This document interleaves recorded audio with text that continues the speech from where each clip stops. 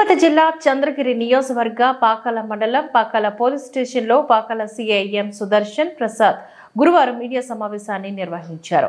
ఈ సందర్భంగా పాకాల సిఐ ఎం సుదర్శన్ ప్రసాద్ మాట్లాడుతూ మండల ప్రజలకు ముందుగా సంక్రాంతి శుభాకాంక్షలు తెలిపారు. పాకాల పోలీస్ స్టేషన్ పరిధిలో ఎక్కడైనా కోడి పందాలు, జల్లికట్టు నిర్వహిస్తే కఠిన చర్యలు తప్పవని హెచ్చరించారు. గతంలోని నిర్వహించిన వారిని ముందస్తుగా బయట వచ్చేసి కోర్టులో హాజరుపరుస్తామంటూ పేర్కొన్నారు. చట్టం దృష్టిలో అందరూ సమానమేనని, ఎంతటి వారైనా ఉపేక్షించేది లేదని అన్నారు. పేకాట ఆడుతున్న, అసాంఘిక కార్యకలాపాలు నిర్వహిస్తున్నా వెంటనే పోలీస్ స్టేషన్ కు సమాచారం ఇవ్వాలని సూచించారు. సమాచారం తెలిసిన వారి వివరాలను గోప్యంగా ఉంచుతామంటూ పేర్కొన్నారు.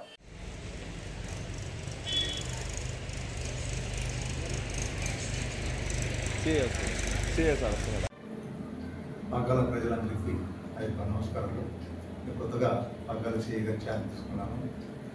ఈ సంక్రాంతి, రాబోయే సంక్రాంతి పండుగ సందర్భంగా మీకు కూలీలు మా తరఫున వినియోగించుకునేదైతే మీరు సంక్రాంతి పండుగ ప్రశాంతంగా జరుపుకోండి.